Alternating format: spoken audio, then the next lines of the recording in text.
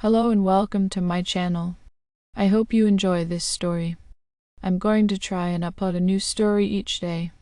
The Haunted Houseboat. Holly Arnold stood on the dock, the salty breeze of the Isle of Wight ruffling her hair. The sun dipped below the horizon, casting an orange glow over the water. Beside her husband Sean and their teenage daughter Emily stared at their latest purchase, a stately houseboat named Eternal Drift *. Despite its elegant design, whisperers in the local town had warned them of its sinister history. It was said to be haunted by the spirits of those who had drowned in the surrounding waters. "Are you sure about this, Sean?" Holly asked, her voice tinged with unease. Sean shrugged, a confident smile on his face. "It's just old stories, Holly. Ghosts don't exist. Besides, it was a steal." Emily, ever the skeptic, rolled her eyes. "Come on, Mom, it'll be an adventure." Holly forced a smile, trying to mask her apprehension. The stories had been persistent and detailed, tales of mysterious drownings and the eerie presence of the deceased. But she pushed her fears aside, determined to make this a positive experience for her family. As the family boarded the Eternal Drift *, a chill settled over Holly. The interior was surprisingly well kept, filled with vintage charm and nautical decor. The gentle rocking of the boat was soothing, but an inexplicable sense of dread lingered. That night, after they had settled in, Holly lay in bed, staring at the ceiling. The gentle lapping of the water against the hull was usually calming, but tonight it seemed ominous. She heard a faint whisper, almost imperceptible, carried on the wind. She sat up, straining to hear more, but the sound was gone. Sean was already asleep, his snores a reassuring constant in the dark. Holly glanced at the clock. 3:00 a.m. She sighed and closed her eyes, willing herself to sleep. A sudden, violent rocking of the boat jolted her awake. The Eternal Drift glitched, as if caught in a tempest, though the night outside was calm. Holly stumbled out of bed, her heart pounding. "Sean, Emily," she shouted, racing to their rooms. Sean was already in the hallway, looking bewildered. Emily emerged from her room, her face pale. "What's happening?" Emily asked, her voice trembling. Before Holly could answer, the boat steadied. The sudden silence was more terrifying than the chaos. They gathered in the main living area, the dim light of a lantern casting eerie shadows on the walls. "We need to check the deck," Sean said, grabbing a flashlight. Holly and Emily followed him outside. The night was eerily still, the water calm and reflective. But something was wrong. The air felt heavy, oppressive. As Sean swept the flashlight across the deck, they saw it, a figure standing at the bow of the boat. It was a woman, her hair dripping wet, her clothes tattered and soaked. Her eyes were hollow, her face twisted in sorrow. "Who's there?" Sean called, his voice shaking. The figure didn't respond. Instead, she began to move towards them, her steps slow and deliberate. Holly's breath caught in her throat as she realized the woman wasn't walking on the deck, she was hovering just above it. "Get back inside," Holly whispered, grabbing Emily's hand. They retreated into the cabin, slamming the door behind them. Sean locked it, his hands trembling. "Did you see that?" Emily whispered, her eyes wide with fear. Holly nodded, trying to steady her breathing. "It's real. The stories are real." They spent the rest of the night huddled together, the figure's mournful wails echoing around them. As dawn broke, the sound ceased, and the oppressive atmosphere lifted slightly. Determined to uncover the truth, Holly spent the day researching the boat's history. She discovered that the Eternal Drift had a dark past. Decades ago, it had been a pleasure boat owned by a wealthy family. But tragedy struck one stormy night when the boat capsized and several people drowned, including a young woman named Leela. Her body was never recovered. Holly felt a chill as she read Leela's story. She returned to the boat with newfound determination. "We need to help her," she told Sean and Emily. "She's trapped here." That night, they performed a makeshift seance, hoping to communicate with Leela. They sat in a circle, holding hands, a single candle flickering in the center. "Leela, if you're here, please show yourself," Holly called. The air grew colder and the candle flickered violently. Suddenly, Leela's apparition appeared before them, her eyes filled with despair. "Why are you here?" Holly asked gently. Leela's voice was a whisper, barely audible. "I can't find peace. My body is lost." Holly's heart ached for the young woman. "We'll help you," she promised.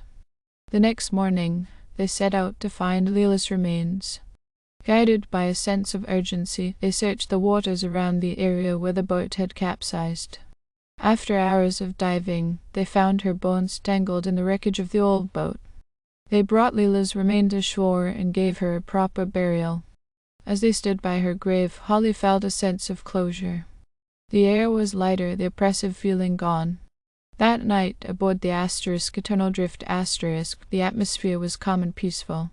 Holly lay in bed, feeling a sense of relief.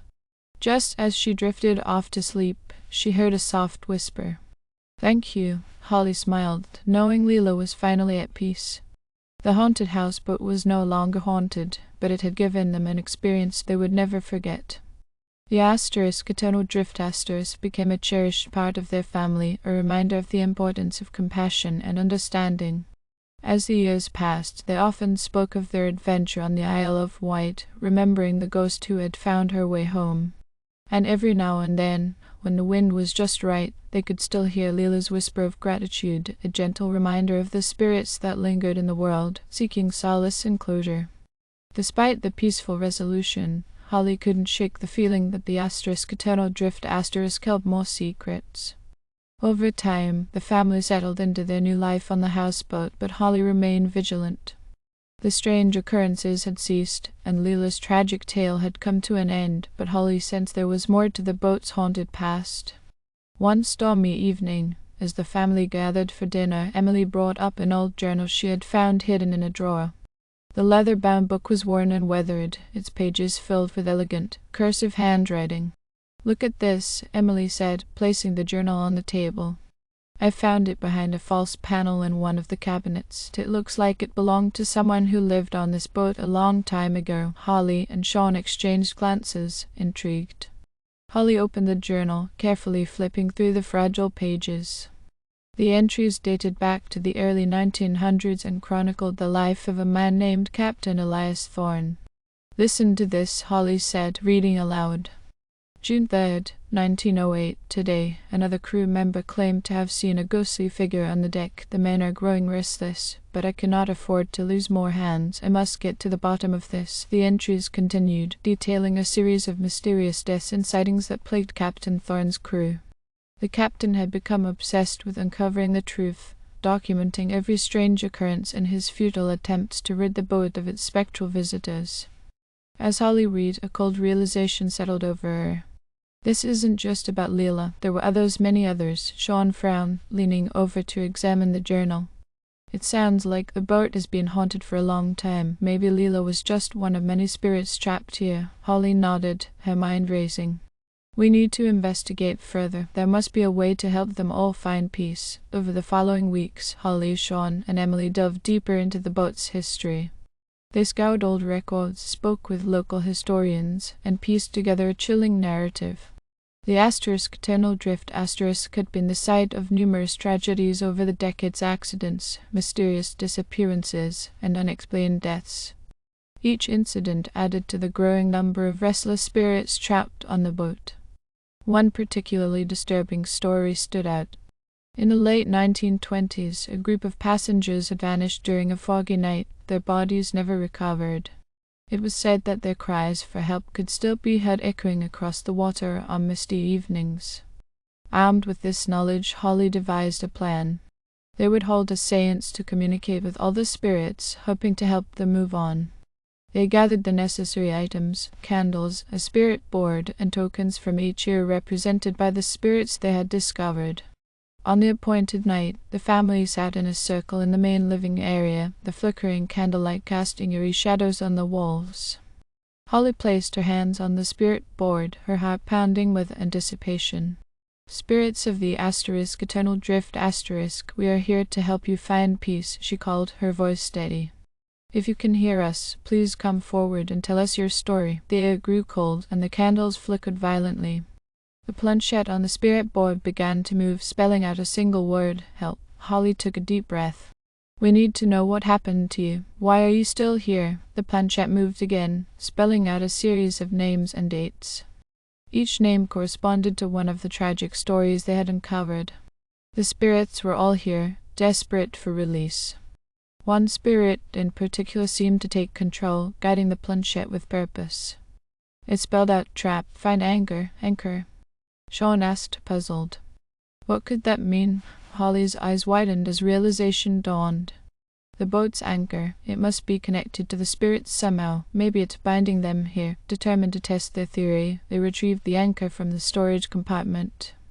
It was an old, rusted thing, heavy with age and history. Holly noticed strange shortenings etched into the metal symbols that looked ancient and foreboding. This must be it, Holly said, her voice shaking. We need to destroy it. They took the anchor ashore and, using a sledgehammer, began to break it apart. As the metal shattered, a chilling wail echoed across the water, and a sudden, fierce wind whipped around them. The air seemed to shimmer, and for a moment they saw ghostly figures emerging from the boat, their faces filled with relief. Thank you, a chorus of voices whispered as the spirits dissipated into the night.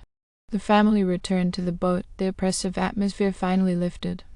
The eternal drift felt lighter, almost joyous. The haunted houseboat was now a home free of its spectral burden. In the days that followed, Holly, Sean, and Emily settled into a newfound peace. They often spoke of the spirits they had helped and the extraordinary adventure they had shared. The journal of Captain Elias Thorne became a cherished artifact, a reminder of the boat's dark past and the lives they had touched. Years later, as they sailed the serene waters around the Isle of Wight, they would sometimes feel a gentle, reassuring presence, a lingering gratitude from the spirits they had set free. The eternal drift had become more than just a houseboat. It was a testament to the power of compassion, courage, and the enduring connection between the living and the dead. Thank you for listening. I hope you enjoyed this story.